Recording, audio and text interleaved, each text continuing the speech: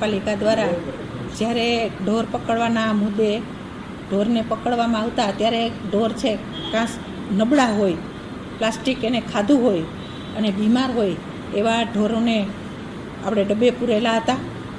અને આ આખું સંચાલન જીવદયા પ્રેમીને આપણે સોંપેલું છે.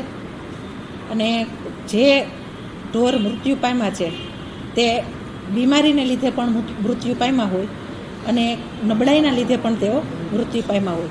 આ સમગ્ર સંચાલન જીવદયા પ્રેમી ટ્રસ્ટને આપણે સોંપેલું છે. હજી કોઈ પ્રક્રિયા પાછું આપવાની કરેલી નથી, પણ તપાસ કરી અને જાણકારી મેળવી લેશું કે ભાઈ આ કયા ધોરણે ઢોરને વ્યવસ્થિત રીતે સાચવવામાં નથી આવતા અને કેવા ઢોરો મૃત્યુ પામ્યા છે, બીમાર છે, નબળા હતા. ના તપાસ કરી અને જીવદયા પ્રેમીને પાસેથી આપણે આ આખું ટ્રસ્ટ જે ચલાવે છે એ ટ્રસ્ટ પાસેથી આપણે આ ડબ્બાનું જે પ્રકરણ છે એ પાછું લેવામાં આવશે.